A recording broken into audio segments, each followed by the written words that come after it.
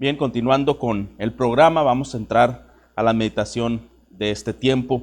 Y para ello quisiera pedirles, me acompañen en la lectura del libro de Juan, capítulo 15. Estaremos leyendo los versículos del 7 al 11. Juan 15, del 7 al 11. Dice así esta lectura. Si permanecéis en mí y mis palabras permanecen en vosotros, pedid todo lo que queréis y os será hecho. En esto es glorificado mi Padre, en que llevéis mucho fruto y seáis así mis discípulos. Como el Padre me ha amado, así también yo os he amado, permaneced en mi amor. Si guardaréis mis mandamientos, permaneceréis en mi amor, así como yo he guardado los mandamientos de mi Padre y permanezco en su amor. Estas cosas os he hablado para que mi gozo esté en vosotros y vuestro gozo sea cumplido. Lo que vamos a considerar esta mañana es una porción verdaderamente breve, es una porción corta, y estos versículos tienen mucho que decirnos a nosotros, tienen mucho significado, y esto primeramente porque lo vamos a enlazar con la enseñanza que meditamos la semana pasada. La semana pasada hablamos acerca de permanecer en la vid, y todo el desarrollo de lo que estuvimos viendo es que esa permanencia es estar unidos a Cristo, es estar en esa comunión, en esa constante dependencia del Señor día a día, y que el fruto es cuando nosotros expresamos la vida de Jesús por medio de nosotros. Es decir, cuando llegamos a tener su carácter, cuando llegamos a tener su visión por las cosas, y cuando, por supuesto, manifestamos una madurez en nuestra forma, en nuestro estilo de vida, que glorifica al Padre, que alaba al Padre. Y bueno, llegando a este punto, el Señor Jesús está hablando en este discurso que se llama el aposento alto, y Él está diciendo nuevamente: si permanecéis en mí y mis palabras permanecen en vosotros, pedid todo lo que quisiereis y os será hecho. Así que el día de hoy vamos a hablar acerca de el fruto de la vid. Si hemos hablado de que permanecer en la vid es estar en dependencia, en comunión con el Señor, y que esto se puede ver a través de un carácter, un estilo de vida que el creyente está mostrando. Bueno, estos pasajes que hemos leído nos hablan explícitamente algunos frutos, algunas consecuencias, algunos derivados de lo que sucede al permanecer en la vid. Y vamos a ver solamente cuatro frutos como consecuencia de permanecer en la vid. Y quiero comenzar con el primero, y es que permanencia en Cristo produce como resultado oraciones respondidas. Esta permanencia en Cristo produce como resultado oraciones respondidas, que es lo que acabamos de leer en ese versículo 7. Si permanecéis en mí, dice: pedid todo lo que queréis y os será hecho. Quiero citar al autor, al pastor John Piper, con unas palabras que nos puede ayudar a entender esta declaración. Y él dice: la morada de Cristo con nosotros es intercambiable con su palabra, morando en nosotros. Si Él permanece en nosotros, sus perspectivas permanecen, sus prioridades permanecen, sus principios permanecen, sus promesas permanecen, sus mandamientos permanecen. Lo que esto significa es que cuando nosotros decimos permanecer en Cristo, lo que va a permanecer en nosotros es todos estos elementos que son de Cristo, sus perspectivas, las prioridades, sus principios, sus promesas, sus mandamientos. Todo eso está presente en nosotros. Todo eso es lo que es definitivo, resolutivo en nuestra forma de pensar, en nuestra forma de actuar cada día. Entonces esto es un gran resultado. El que está permaneciendo en Cristo está siendo saturado de su mente por la palabra de Cristo. Así que, hermano, permanecer en Cristo no solamente es permanecer en una denominación, o permanecer dentro de una familia cristiana o dentro de una agrupación cristiana. Permanecer en Cristo es lo mismo que permanecer en su palabra, perseverar por su palabra, tomar en cuenta su palabra, crecer a través de ella, madurar por medio de ella, y por supuesto toda nuestra forma de vivir sería el fruto de conocer al Señor a través de la palabra. Así que una persona con estas características, que permanece en Cristo, que tiene perspectivas, principios, prioridades, promesas y mandamientos que está llevando a cabo en su vida, una persona así puede entonces pedir cualquier cosa y le será respondido. ¿Y por qué asegura esto el Señor Jesús? Porque una persona con todas estas características que ya se mencionaron, es una persona que va a pedir, no va a pedir lo que sea, va a pedir todo aquello que será para la gloria de Dios. Nosotros recordamos en Santiago cuando el autor dice, pedís y no recibís porque pedís mal, para gastar en vuestros deleites. Y ahí el autor está haciendo una confrontación a un grupo de religiosos, de cristianos, que pues no estaban teniendo una actitud correcta. De hecho habla de ciertas pasiones y guerras que estaban ellos experimentando en su vida y no tenían fruto sus oraciones. Entonces lo que este texto nos dice es que no es solamente pedir. Esto no significa que el Señor va a responder cualquier cosa que nosotros queramos pedirle, en la actitud que queramos pedirle y todo aquello que nosotros deseemos para nosotros.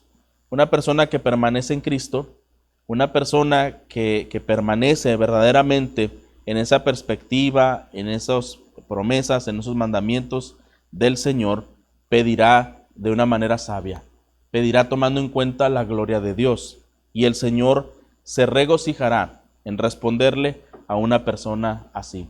Y podemos nosotros ver oraciones de personas que permanecían en el Señor, que permanecían con Dios, cómo oraron, y sus oraciones no fueron egoístas.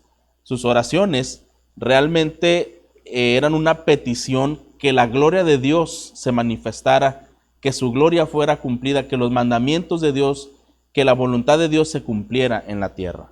Lo podemos pensar de Ana en su oración, yo dedicaré a ti, lo dedicaré a ti todos los días de su vida.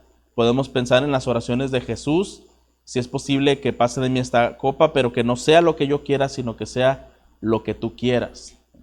Y hermanos, esas son las oraciones de creyentes maduros que permanecen en Cristo. Y un resultado de esos creyentes que permanecen en Cristo en oración es que sus oraciones serán respondidas. Vamos a apoyarnos con otros textos de la palabra de Dios, como primera de Juan 5:14, que nos dice, y esta es la confianza que tenemos en Él, que si pedimos alguna cosa conforme a su voluntad, Él nos oye. Nuevamente esta característica, si pedimos alguna cosa conforme a su voluntad, Él nos oye. Juan capítulo 14, ahí cerquita, versículo 13, nuevamente Jesús está diciendo, y todo lo que pidiereis al Padre en mi nombre, lo haré para que el Padre sea glorificado en el Hijo. Y un poco más adelante, Juan capítulo 16, versículo 23, nos dice de esta manera, en aquel día no me preguntaréis nada, de cierto os digo, que todo cuanto pidiereis al Padre en mi nombre, os lo dará. Entonces, estos textos reafirman que el Señor está dispuesto a responder oraciones de creyentes que permanecen en el Señor, oraciones de creyentes que al permanecer en el Señor están buscando que se cumpla la gloria de Dios, que Dios sea glorificado, que Dios sea puesto en alto, y estas oraciones el Señor se complace en responderlas. Así que hermanos, este es el primer fruto que se puede observar de un creyente que está permaneciendo en la vida. Sus oraciones no son oraciones egoístas, son oraciones cristocéntricas, y estas oraciones son respondidas. Creo que esto puede ser un buen principio para analizar cómo son nuestras peticiones, qué calidad llevan nuestras oraciones, qué elementos están involucrados en nuestras oraciones, qué intenciones hay en nuestras oraciones. Bueno, porque al permanecer más en la vida, al permanecer más en la palabra de Dios, al interactuar más con la palabra de Dios y conocer más al Señor, nosotros comenzamos a morir a nosotros mismos, y entonces ya no pedimos para nosotros mismos de una manera egoísta.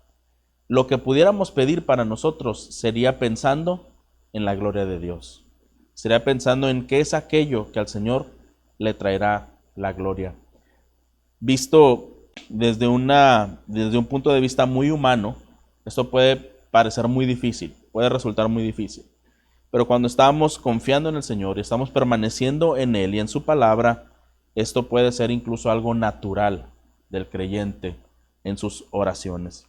Como dije hace un momento, no es que el Señor responderá a cualquier cosa o todas las cosas que una persona desea y quiere obtener, sino que el Señor responderá todo aquello que le traerá gloria y se regocijará en esa petición humilde de sus hijos que desean ver la alabanza de su Padre.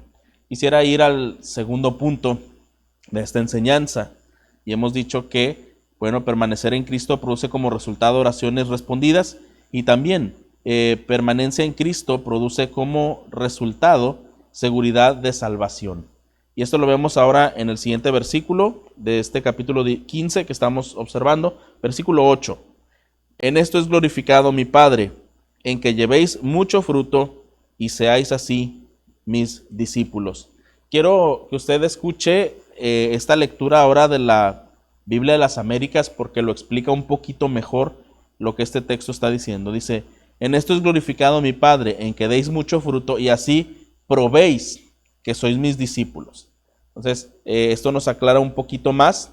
Dice, bueno, el hecho de que tú lleves fruto, tú lleves abundante fruto, está probando, está revelando, está dando por hecho que sois mis discípulos.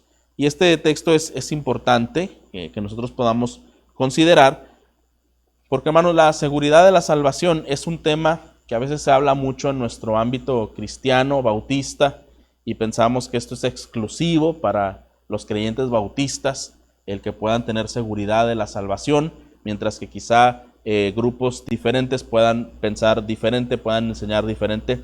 Pero, hermanos, esto no se trata de una denominación, esto se trata de cada creyente, porque pudiera ser, por un lado, que personas puedan estar muy seguras de ser salvas y no lo van a hacer, y por otro lado, personas que pueden estar inseguras de su salvación y que finalmente serán salvas por el Señor.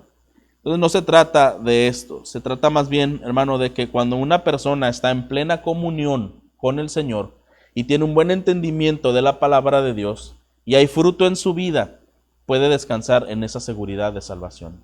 Tristemente puede haber buenos creyentes que, no teniendo quizá una enseñanza tan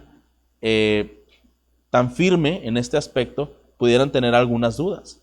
Pero la Biblia nos dice que es importante y podemos tener la garantía de salvación, y una de estas formas es a través de nuestro fruto y de nuestra comunión con el Señor.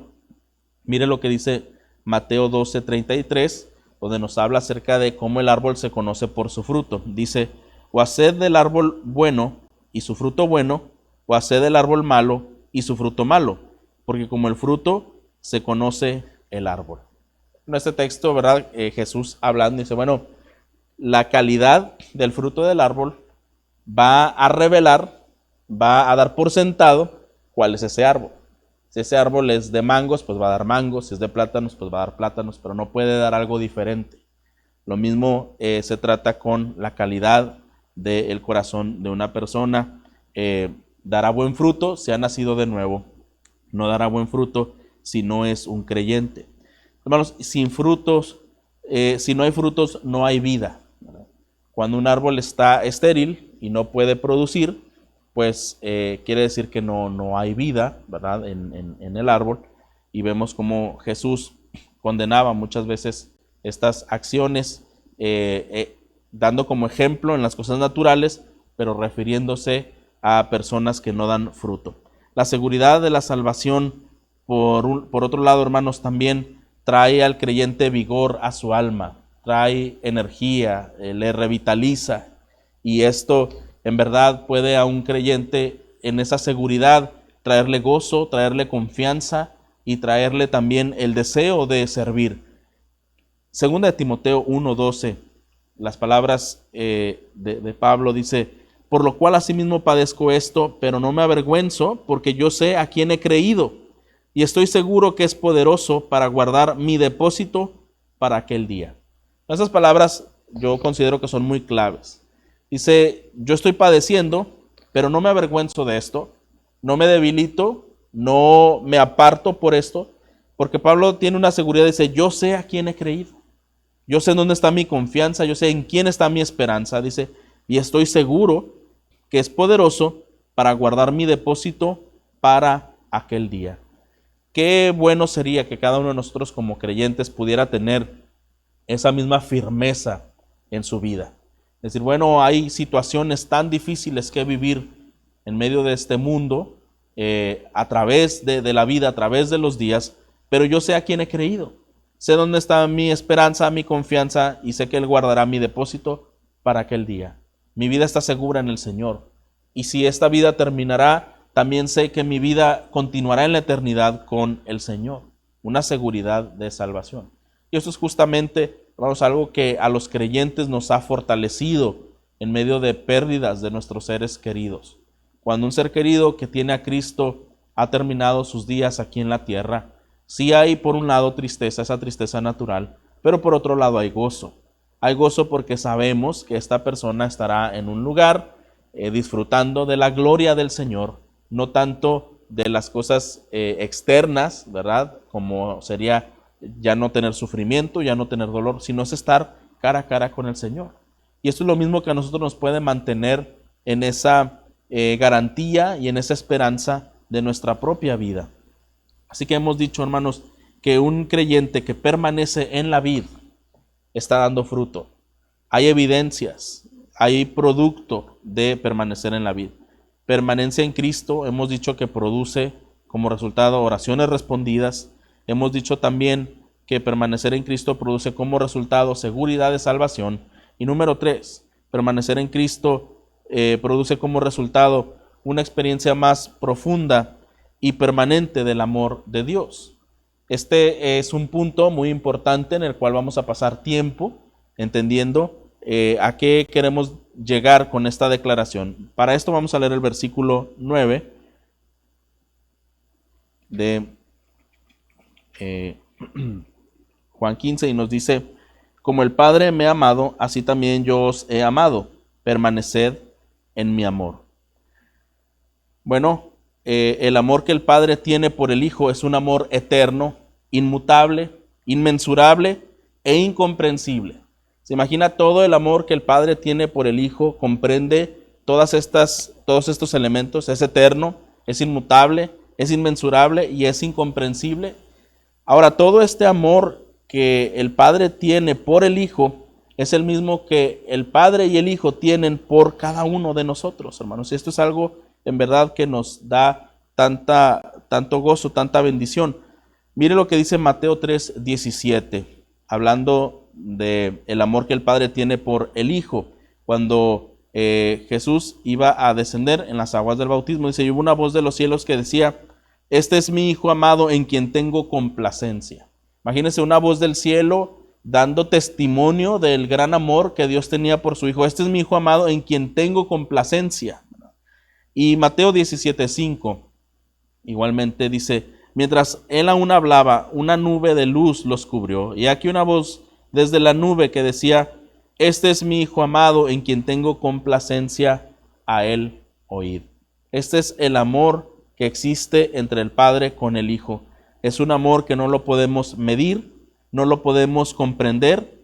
Y ahora Jesús nos dice que Él nos ama con esa misma clase de amor. Ese amor que no se puede medir, ni se puede comprender, ni se puede calcular, es el mismo amor, es la misma clase de amor con la que Jesús nos ama. Y entonces las palabras que Jesús está diciendo a los discípulos es: permanezcan en mi amor. Yo os he amado de la misma manera como el Padre me ama a mí, así yo los amo a ustedes. Permanezcan en mi amor, aférrense al amor con que yo les amo, vivan en ese amor todo el tiempo. Es lo que el Señor Jesús está diciendo de alguna forma, ¿verdad? Permanezcan en este amor. Podemos entenderlo un poco mejor si vamos a Judas 1:21, donde este texto tiene una palabra, un verbo bastante interesante que nos ayuda a ampliar un poquito este concepto. Dice: conservaos en el amor de Dios, esperando la misericordia de nuestro Señor Jesucristo para vida eterna. Conservaos en el amor de Dios. Si entendemos muy bien esa palabra, ¿verdad? Resguardarnos allí, protegernos allí, cuidarnos, persistir, perseverar en el amor de Dios. Y la pregunta sería: ¿cómo podemos permanecer en ese amor? Bueno, nos lo dice en este libro de Juan 15. Si vemos el versículo 10, Si guardareis mis mandamientos, permaneceréis en mi amor, así como yo he guardado los mandamientos de mi Padre y permanezco en su amor. Lo mismo lo vemos en el versículo 14. Vosotros sois mis amigos si hacéis lo que yo os mando. Entonces, ¿cómo podemos guardar sus mandamientos? ¿Cómo permanecemos en su amor cuando guardamos sus mandamientos? ¿Cómo guardamos sus mandamientos? Efectivamente, esto es la obediencia, ¿verdad? Cuando nosotros estamos en esa comunión con el Señor y estamos obedeciendo su palabra. El corazón busca, hermanos, encontrar una satisfacción constantemente. Si hay algo que caracteriza a nuestros corazones es que siempre está en busca de satisfacción, en busca de plenitud. Y cuando la comunión con el Señor es correcta en un creyente, de ahí fluye fuertemente esa satisfacción. El corazón está recibiendo ese regocijo, está recibiendo esa satisfacción, esa plenitud en el Señor. Pero ¿qué pasa cuando no es así? Cuando un creyente no está en esa comunión tan estrecha y tan significativa con el Señor. Bueno, es entonces cuando se da el lugar al pecado y a la idolatría. Porque otra vez, cuando comenzamos a dudar del amor de Dios, comenzamos a sentir pena por nosotros mismos. Y entonces comenzamos a darnos la oportunidad de buscar satisfacciones, aunque no sean legítimas desde el punto de vista de Dios. Todo está allí trayendo un problema desde que no estamos percibiendo un amor de Dios por nosotros. Hay una relación directa entre sentirse amado por Dios y querer obedecer a Dios. Y hay una relación directa entre sentirse no amado por Dios y pecar. Definitivamente van unidas. Entre más estoy sintiéndome amado por el Señor, mi estímulo, mi deseo, mi compromiso de obediencia es cada vez más espontáneo y más gozoso. Pero si por otro lado tengo esa duda del amor de Dios por mi vida, entonces soy más propenso a pecar. Es por eso que Cristo dice: manténganse en mi amor, consérvense en mi amor. Es así como funciona la idolatría. Tan pronto nosotros desplazamos a Dios como el centro de nuestras vidas, nos colocamos en una situación vulnerable contra las seducciones del mundo. Porque entonces estamos siendo frágiles y como el corazón busca satisfacción constantemente y el Señor no está siendo el centro de la vida, pues entonces buscará en fuentes equivocadas. De manera que estar seguro en el amor de Dios es un combustible para la obediencia, a la vez que esa misma obediencia nos coloca en la posición de experimentar más profundamente el amor de Dios.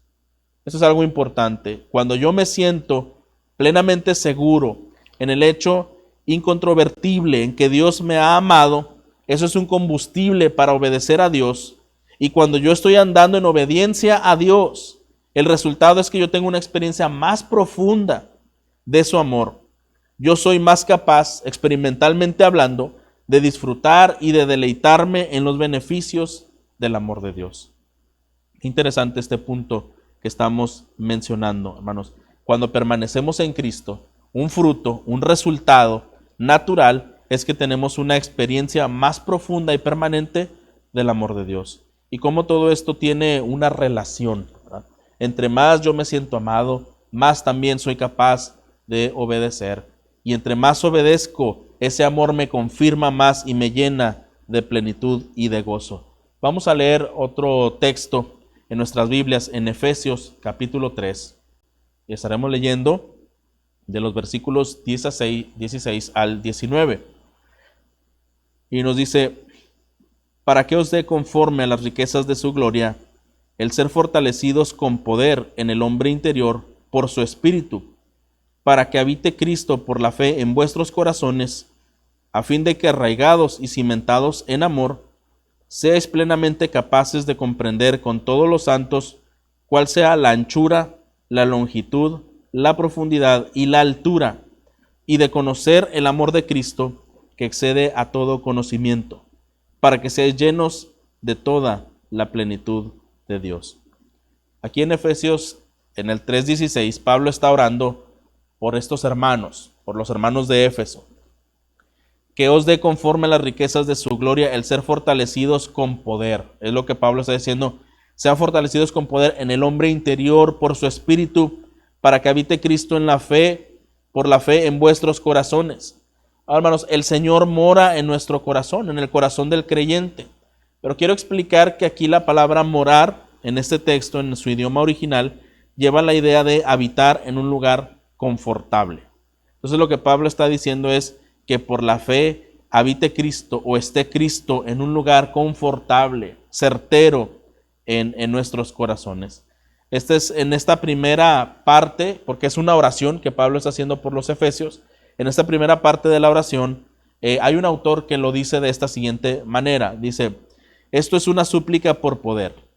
Poder para ser santos, poder para pensar, hablar y actuar de formas que sean totalmente agradables a Jesucristo, poder para fortalecer nuestras resoluciones morales, poder para caminar en una transparente gratitud hacia Dios, poder para ser más humildes, poder para tener discernimiento, poder para ser obedientes y confiados, poder para crecer en conformidad al carácter del Señor. Qué oración tan importante la que está haciendo Pablo por los creyentes de Éfeso. Que el Señor los revistiera de poder para que ellos lograran todas estas metas en su actuar, en su hablar, en su humildad, en sus resoluciones, en su gratitud, en su discernimiento, en su obediencia y en el cumplimiento de ser cada vez más conforme al carácter del Señor Jesucristo.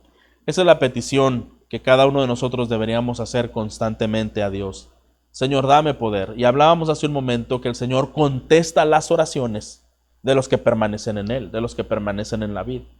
Y la oración de un creyente que está permaneciendo en el Señor no estará pidiendo por cosas materiales para un deleite personal. Pero un creyente puede hacer esta oración que el apóstol Pablo hizo. Señor, dame poder. Poder para ser más santo. Poder para ser más sabio. Poder para ser más agradecido. Poder para ser más humilde. Poder para servirte mejor. Estas oraciones son agradables delante del Señor. Son oraciones que ahora vemos, como dice el autor Donald Carson, es una súplica por poder ser más como el Señor.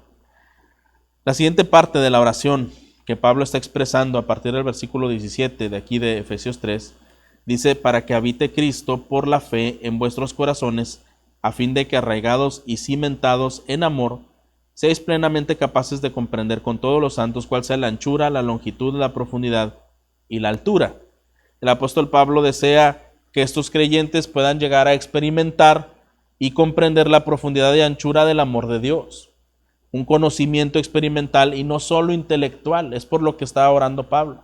Señor, que ellos puedan conocerte mejor experimentalmente, no solo de una manera superficial, no solo de una manera intelectual, porque eso puede pasar mucho a nosotros como creyentes, de creer que el Señor nos ama, de saber que el Señor nos ama, de cantar de que el Señor nos ama, de testificar de que el Señor nos ama, pero meramente intelectual.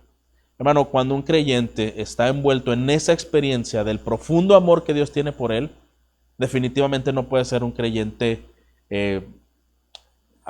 tan indiferente, no puede ser un creyente que anda por ahí sin rendirle adoración al Señor y gratitud por ese profundo amor que está experimentando en su vida. Experimentar el amor de Dios en nuestras vidas abundantemente es lo que Pablo está orando por este grupo de creyentes. Y nosotros podemos orar también. Señor, permíteme experimentar este amor de manera abundante. Dios quiere que experimentemos esa profundidad y esa excelencia de su amor. Al guardar sus mandamientos, se abre esa puerta de comunión que nos permite experimentar con fuerza el gran amor de Dios. Es que otra vez, hermanos, estar en comunión con Dios es la base, es la manera, es la forma en que podemos ser alimentados, retroalimentados de ese amor que el Señor tiene por nosotros. Por otro lado, hermanos, la desobediencia deliberada interrumpe ese flujo de nuestra comunión con Dios y nos priva del gozo que da la comunión con el Señor. Nuestra obediencia en sí, hermanos, no genera mayor amor del Señor hacia nosotros. Él siempre nos ama con la misma clase de amor. Realmente nuestra obediencia lo que nos permite a nosotros es disfrutar de Dios y disfrutar de sus propósitos que son buenos. Los que somos beneficiados en la obediencia y en la comunión con Dios somos nosotros y no Dios.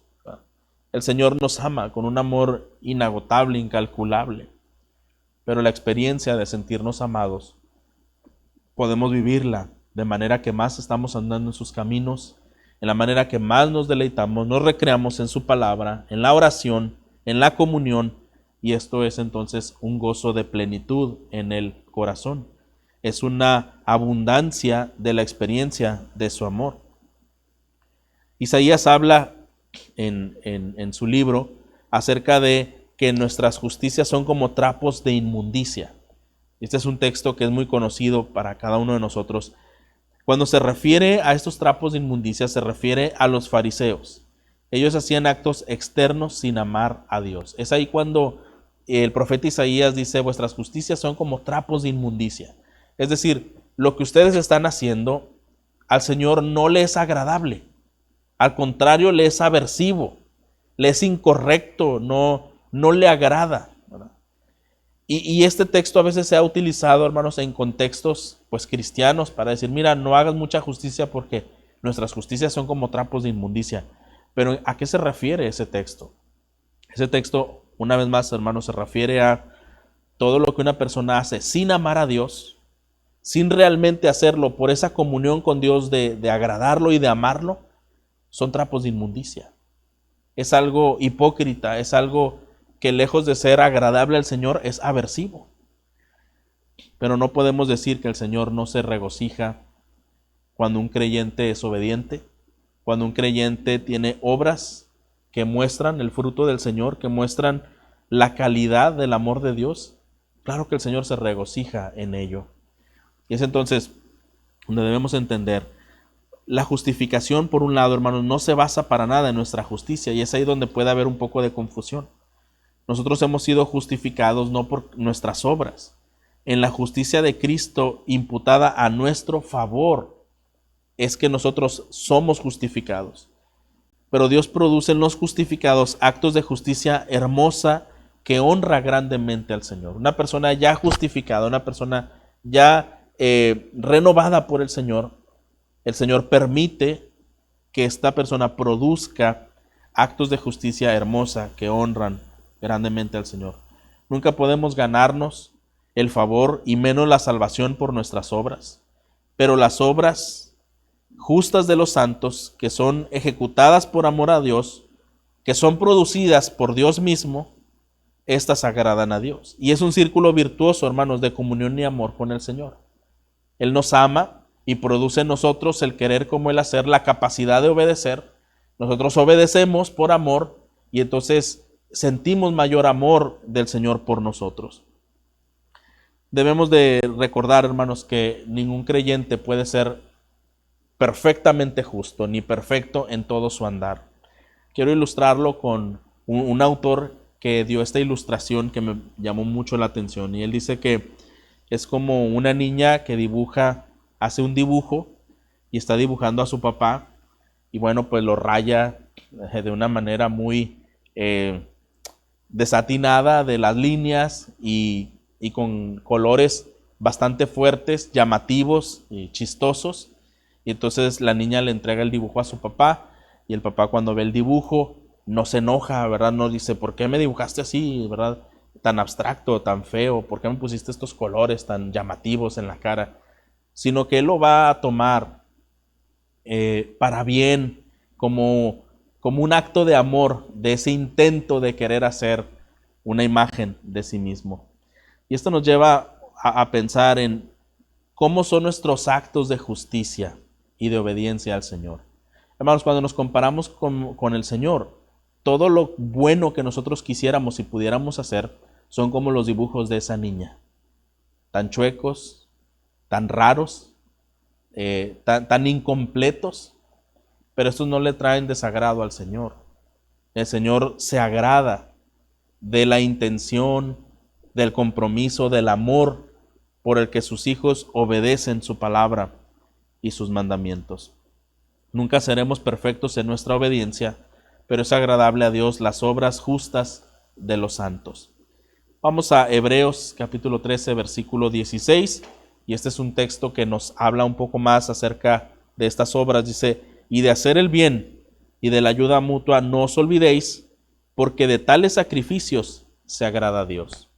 Entonces el Señor sí se agrada de sacrificios que el creyente hace, que son un fruto, que son una demostración de que ese creyente está viviendo en comunión y lo hace por amor al Señor. Esto es diferente, este texto, a los trapos de inmundicia, porque de la ayuda mutua y de hacer el bien son sacrificios de alguien que ama a Dios y que le son agradables a Dios. No es que por hacer eso, sin amar al Señor, eso es un trapo de inmundicia. Pero hacer sacrificios por el Señor, para el Señor, en el nombre del Señor, de estos sacrificios se agrada Dios. Entonces, hermano, permaneced en la vid, permanecer en el Señor, trae resultados, trae producto, trae fruto.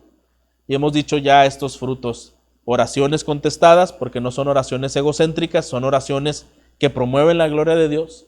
Hemos dicho también que un producto de permanecer en el Señor es tener seguridad de salvación, es ir caminando con certidumbre, con certeza, con firmeza, entendiendo que nuestra vida está en las manos de Dios.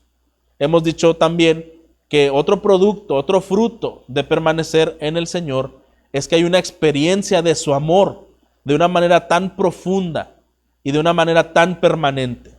Esto es algo en la experiencia, esto es algo en nuestro corazón que se ensancha, que se motiva y se fortalece al poder experimentar y comprobar el amor de Dios en su vida. Hasta ahora hemos visto estos tres frutos que son tan importantes para nosotros en la vida, en la carrera de cristianos. Y vamos a ir al último punto, el cuarto punto, y es que también permanencia en Cristo produce un gozo cada vez más abundante. Si bien habíamos ya visto en el punto anterior que permanecer en Cristo nos permite experimentar un amor abundante del Señor, cada vez más permanente y muy fuerte, ahora vemos que también hay otro elemento que se añade a esto y es el gozo. En el versículo 11 dice el Señor: estas cosas os he hablado para que mi gozo esté en vosotros y vuestro gozo sea cumplido. ¿A qué se refiere aquí el Señor Jesús? Bueno, dice, estas cosas yo hablé para que mi gozo, el gozo que yo tengo, se quede con vosotros y ese gozo sea cumplido. Ese gozo que el Padre le dio al Hijo y el Hijo compartió con los discípulos. Lo que está diciendo aquí, hermanos, es que nuestro gozo llega a ser el mismo gozo de Cristo. Y pudiéramos pensar que no existe persona más gozosa en el mundo que Cristo. Y ese sumo gozo, ese perfecto gozo, ese excelso gozo, nos está dejando a nosotros también. Como vimos en los mensajes pasados, mi paz os dejo, mi paz os doy. Bueno, lo que está diciendo aquí es, también les dejo mi gozo.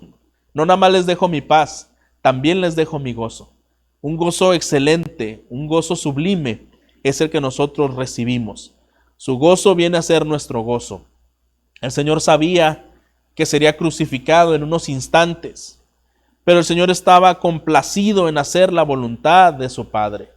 Hermanos, cuando el Señor está pronunciando estas palabras, les voy a dejar mi gozo para que su gozo sea cumplido, está a breves momentos de ser entregado, de ser muerto. Pero Él permanecía en un gozo que no tenía nada que ver con las circunstancias, era un gozo celestial, un gozo que había sido afirmado por el Padre. Mira lo que dice Juan 14:31, que es el último versículo del capítulo anterior, dice: mas para que el mundo conozca que amo al Padre, y como el Padre me mandó, así hago. Lo que está diciendo aquí el Señor Jesús es, el mundo sabrá que yo amo a mi Padre. ¿Y cómo lo va a saber? Cuando yo hago sus mandamientos, cuando yo haga lo que Él me mandó.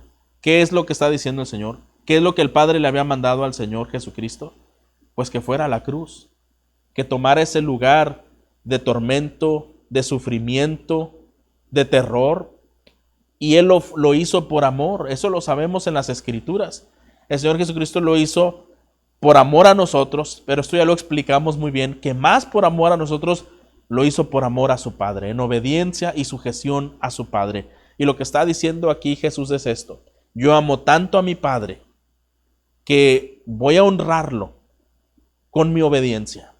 Y mi obediencia será tal que esto va a implicar incluso mi propia muerte. Una muerte cruenta, una muerte cruel. Pero yo amo tanto a mi Padre que estoy dispuesto a soportar y a someterme a esa gran prueba. Y hermanos, esta es una persona gozosa. A veces pensamos que el gozo es reír todo el tiempo y no tener conciencia de las cosas que están pasando. Esa es una falsificación del gozo. El gozo, hermano, es que tú puedas continuar honrando al Padre, obedeciendo al Padre, continúas en tu vida en dirección al Padre, a pesar de los peligros y de las implicaciones que éstas conllevan. Y tú continúas firme, agradando al Señor. A pesar de que Jesús estaba en horas tan oscuras, estaba en gozo, resuelto a morir. Y hermanos, si es que las adversidades no son los enemigos del gozo. Lo que puede ser el enemigo del gozo es nuestro propio corazón. Cómo estamos percibiendo las cosas y las ideas erróneas que pudiéramos tener acerca del gozo y de la voluntad de Dios. Cuando tú y yo sabemos que todo lo que el Señor hace en su voluntad es perfecto y es bueno para nosotros y para su gloria, y lo asumimos y lo tomamos con gozo y caminamos dependiendo de Él, siendo consolados por Él, siendo dirigidos por Él, es entonces, hermanos, donde nuestra vida podrá desafiar todos estos peligros alrededor y estaremos firmes y estaremos con gozo al final, porque, hermano, la obediencia al final trae gozo. La obediencia trae gozo. Quizá no lo vemos así antes de obedecer, pero la obediencia al final del día, al final de la semana, al final de la vida, va a traer gozo. Y el creyente vive por fe. Y nosotros creemos en la palabra del Señor y sabemos que obedecer al Señor nos traerá gozo. Así que, hermano, estos son algunos de los frutos que son producidos al permanecer en la vid. Dice el Salmo 40, el hacer tu voluntad, Dios mío, me ha agradado. El salmista, ¿verdad? Diciendo esas palabras, el hacer tu voluntad, Dios mío, me ha agradado. El salmista mismo también dice, en tu presencia hay plenitud de gozo, delicias a tu diestra para siempre. Y hermanos, quisiera terminar con esta verdad. Una sola fuente segura de gozo es permanecer en Cristo. Todo lo demás que promete gozo, que promete satisfacción, es en verdad bastante precario, es en verdad bastante sospechoso, finalmente, hermanos, pasajero, ilusorio, pero la única fuente segura de gozo es permanecer en Cristo. Hermanos, nuevamente que el Señor en su palabra anime nuestras vidas y nuestros corazones a permanecer en Él. Dijimos la semana pasada, no es que hagamos muchas cosas para el Señor, lo más importante es permanecer en Él. Y al permanecer en Él hay frutos naturales que se producen como los que esta mañana hemos enumerado y hemos explicado. Que el Señor siga obrando en nuestras vidas en ese deseo de permanecer en el Señor y nuestro gozo de continuar en su bendita voluntad. Vamos a orar para terminar. Gracias damos, Señor, por tu palabra. Suplicamos que tú obres en cada corazón, que tú, Señor, tú produzcas en cada uno de nosotros entendimiento, discernimiento acerca de tu palabra y que produzcas deseo en nosotros, Señor, por ti. Ayúdanos, Señor, a disfrutar, a deleitarnos en esta palabra, en esta verdad y poder buscar ese amor, Señor, que sobrepasa todo entendimiento, ese amor tan inagotable, tan incalculable, Señor, y podamos deleitarnos en él. Te suplicamos, Señor, que tú obres en cada persona y sigas obrando en nosotros en la forma que tú deseas hacerlo. Señor, sé con cada creyente, sé con tu iglesia. Ayúdanos a seguir permaneciendo en la vid, a permanecer en ti y a dar fruto abundante de esa permanencia. Rogamos, Señor, que tu nombre sea glorificado en nuestras vidas, hoy y siempre. Lo pedimos en Cristo Jesús. Amén.